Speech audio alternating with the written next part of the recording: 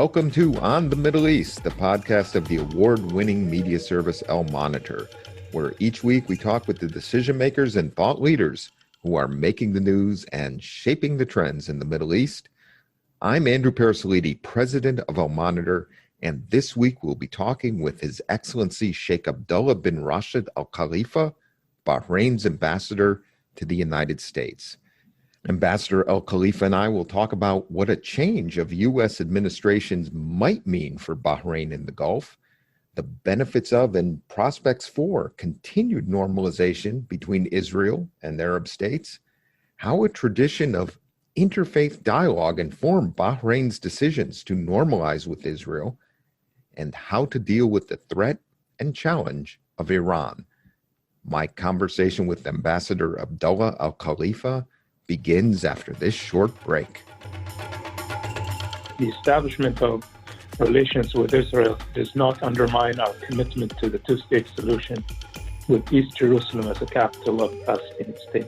And like I have stated many times, interaction as opposed to exclusion will help get us closer to the realization of that goal by incentivizing the unity first of Palestinians within their own leadership and for them to engage with serious negotiations with the Israelis.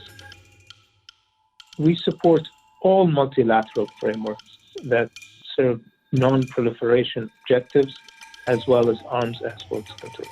I think that we must do this for the people of Iran as much as ourselves and our children in order to give the future that they deserve to them. That was Sheikh Abdulla Al Khalifa, Bahrain's ambassador to the United States, who will be joining us shortly. But first, a few comments on what last week's U.S. presidential election might mean for U.S. relations in the Gulf. Now, the Trump administration has proved a worthy partner for the Gulf states, and the normalization agreements between Israel and the UAE, Bahrain, and now Sudan have reset the strategic table in the region. The UAE, Saudi Arabia, and Bahrain, as well as Israel, also had no problem with the Trump administration's hardline maximum pressure campaign and sanctions on Iran, as well as the U.S. stepping back from the Iran nuclear deal in 2018.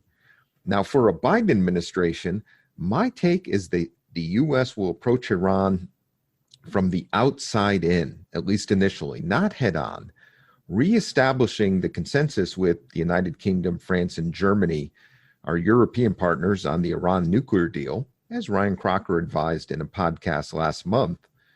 Finding some common ground with Russia and China, they're also signatories to the Joint Comprehensive Plan of Action, as the Iran nuclear deal is known officially. And by the way, that common ground with Russia and China will be no easy task. And also staying close to our regional allies and partners, Israel and the Gulf and others, as the administration works towards a new consensus on an Iran deal. Now, Biden has said he's ready to re-enter the JCPOA if Iran is in compliance, would like to work toward an even better deal. But Iran rejects that, and Iran also wants an apology and compensation for the costs of the sanctions on its economy over the last 2 years under the Trump administration sanctions. And Biden's not ready to offer compensation or an apology. So the regional consensus matters, and I think matters more than ever in dealing with Iran, given the new strategic reality. And Biden will be putting diplomacy first.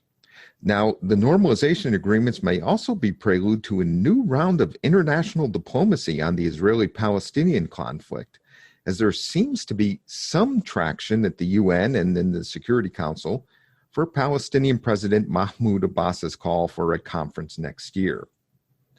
Now, we'll get into these issues with our guest today, His Excellency Sheikh Abdulla bin Rashid Al Khalifa, Bahrain's ambassador to the United States.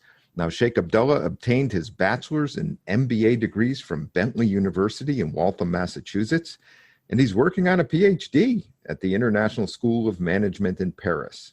He previously served as governor of Bahrain's Southern Governorate, the largest in the country, and while there, he established himself, among many accomplishments, as a leader in Bahrain and internationally in the design and implementation of community-based anti-drug and anti-addiction programs. In 2019, he received the prestigious Stevie Award in the Personality of the Year category for his role in the founding and development of the Together program against violence and addiction. My conversation with His Excellency Sheikh Abdulla Al Khalifa, the Kingdom of Bahrain's ambassador to the United States, begins now.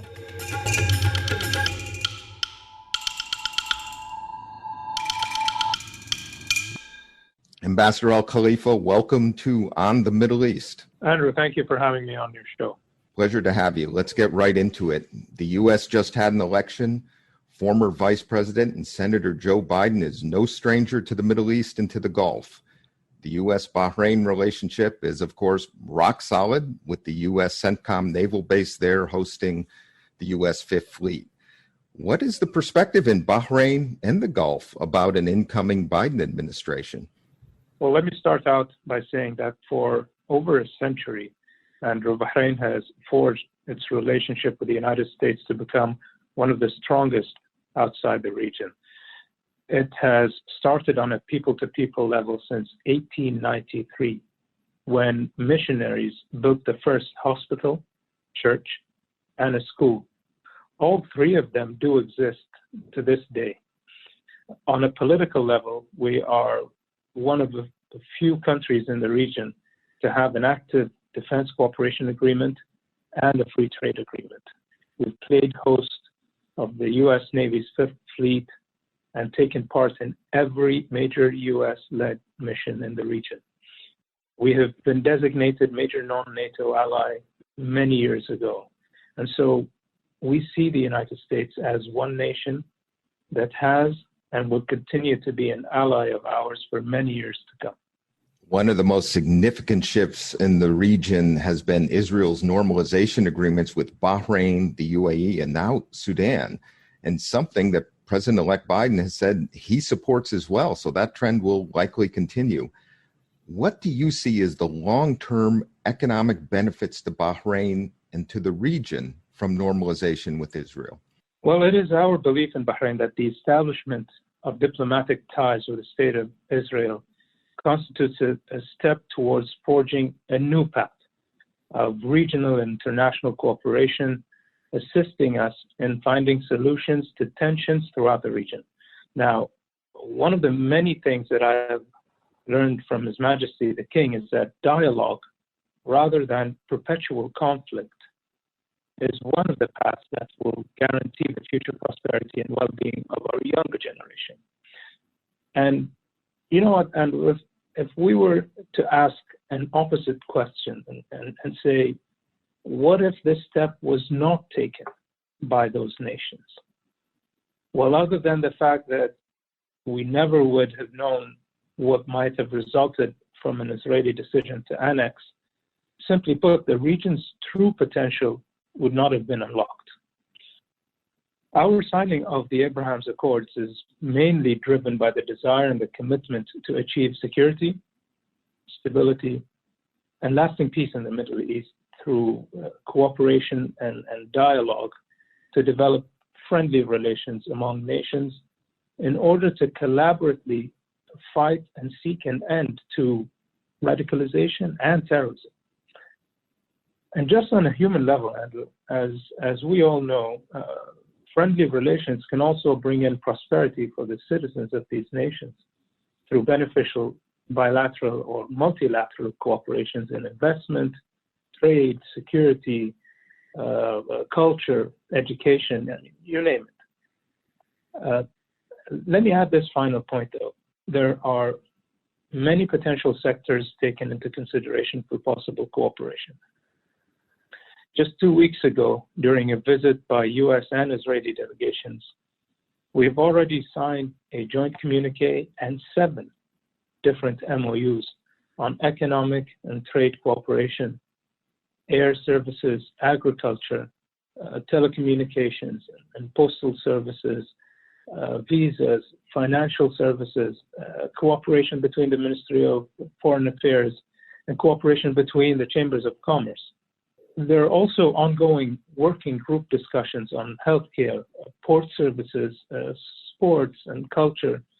And what I'm about to break to you today is that we are also expecting a delegation visit by top Bahraini officials to Israel in the coming days. Now, you have stated, or I should say Bahrain has stated, that normalization is consistent with its long-standing position on the Palestinian issue. And that's something your foreign minister, Mr. Zahyani, mentioned in his remarks at the signing ceremony last month. How do you see the agreements advancing that issue? Yeah, I think we've made it very clear that the establishment of relations with Israel does not undermine our commitment to the two-state solution with East Jerusalem as a capital of the Palestinian state. And like I have stated many times, interaction as opposed to exclusion will help get us closer to the realization of that goal by incentivizing the unity first of the Palestinians within their own leadership and for them to engage with serious negotiations with the Israelis. Now, for a very long time, we did not want to get in the way of the Palestinian people choosing the way in which they would like to formulate that resolution with the Israelis.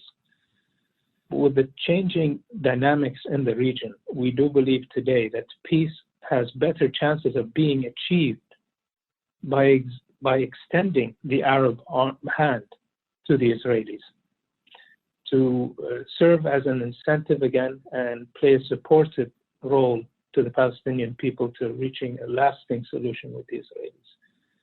A united Arab front was maintained for decades, but let's be honest, Andrew, the initiatives have not moved the needle, and today there has been a change in mindset and thinking in the whole region.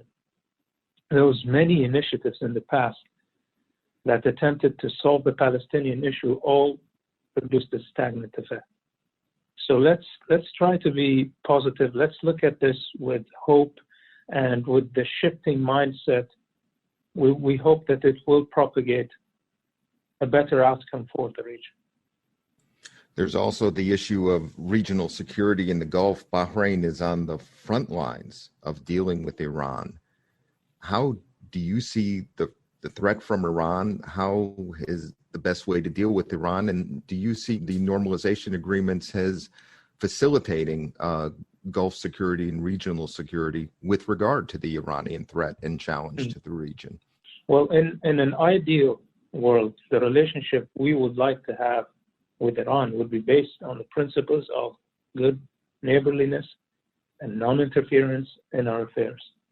Unfortunately, the Iranian regime's intent on spreading its malign influence across the region has included Bahrain for 4 decades. While it is our sincere hope that Iran will change its behavior and abandon its hegemonic ambitions and use of its proxies to breed dissent and instability in Bahrain and some of the neighboring countries, we cannot afford to stand idle and anticipate that the leopard will change its spots.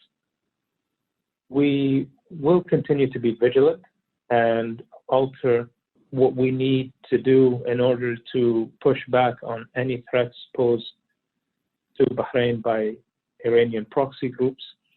Our security forces have foiled a number of terrorist efforts to undermine our society. We also have showed a huge commitment in our support of international efforts aimed at containing any destabilizing activities in the region, such as the housing of the International Maritime Security Construct and Operation Sentinel to preserve the Gulf's maritime security. We support all multilateral frameworks that serve non-proliferation objectives as well as arms exports controls.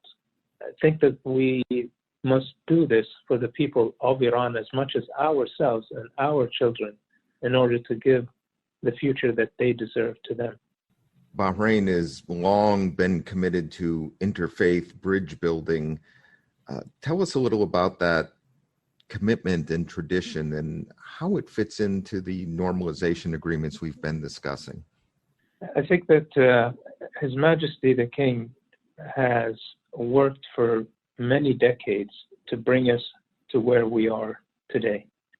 The decision to join the Abraham's Accords was based on a lot of work that was done over the past 2 decades. When we look at religious tolerance and peaceful coexistence within Bahrain, we see it enshrined within our 2002 Constitution.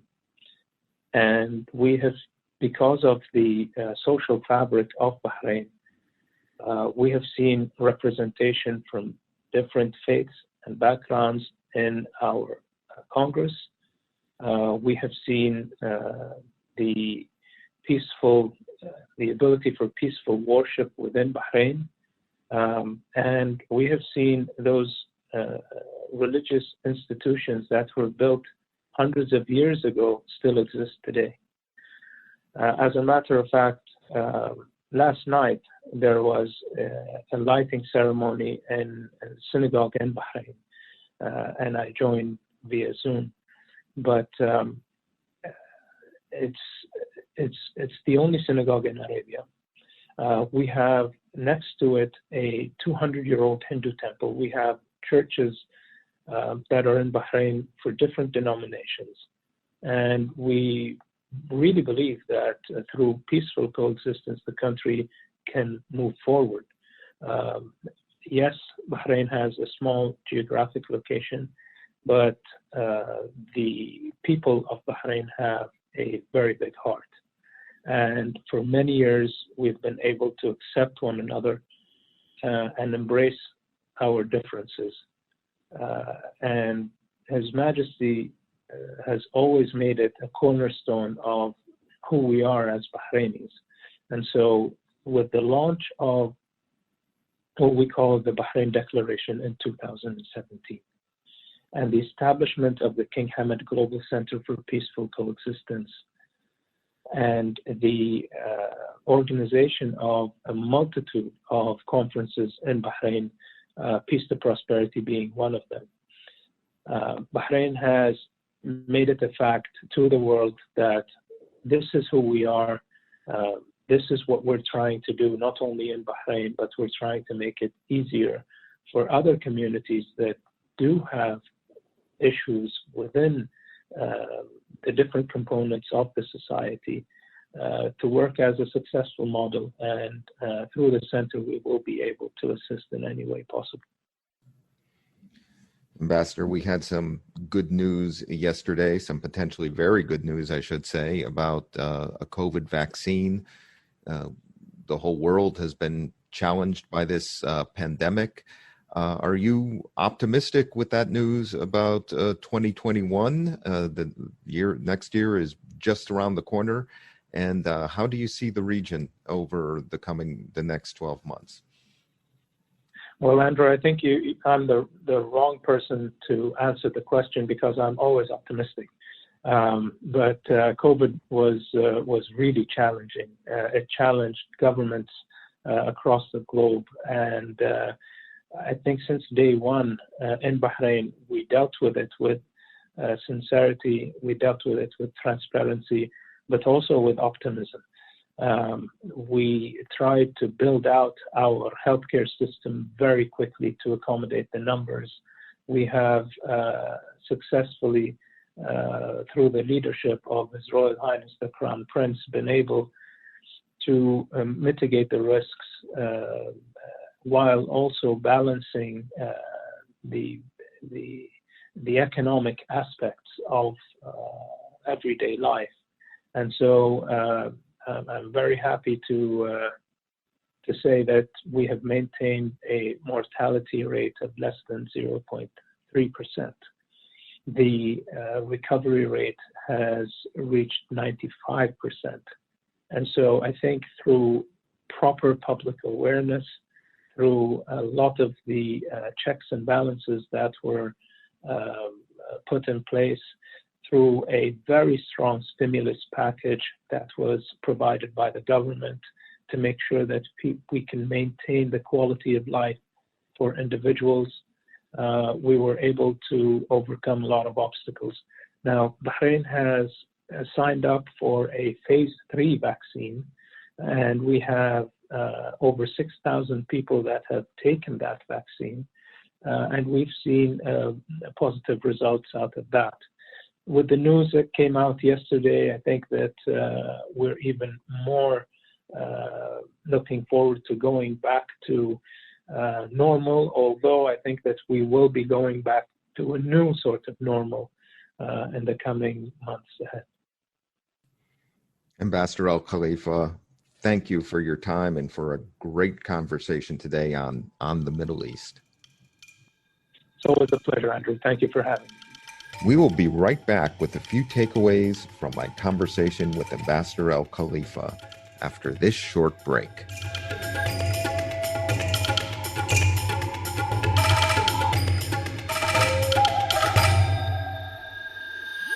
I'm Ben Caspit, Al Monitor veteran columnist reporting from Israel, one of the world's major news and action suppliers of all times, comparing to its tiny size. I've been covering and analyzing the political, diplomatic, and military arenas in Israel for over 34 years. My best-selling biography, The Netanyahu Years, was out 2 years ago. I covered 7 prime ministers, 1 major war, 2 intifadas, 1 prime minister's assassination, 2.5 peace treaties, 4 military operations in Gaza, and it's not letting up anytime soon. I'm glad to invite you to On Israel, our brand new podcast, where we will discuss major events in Israel and its surroundings, talk to decision makers, leaders, and analysts, and try to understand the chaos that comes with the territory of Israel and the Middle East. You will never have a dull moment with us. See you soon here on Israel, Al Monitor.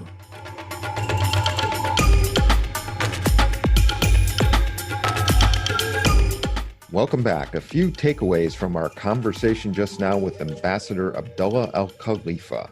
First, the ambassador made clear that US-Bahrain relations are not subject to the shifts of US administrations. They are rooted in a long-standing and deep US-Bahrain security relationship, anchored by the US Fifth Fleet, which is based in Bahrain. Second, Bahrain's commitment to normalization has not undermined its commitment to a two-state solution for the Palestinians.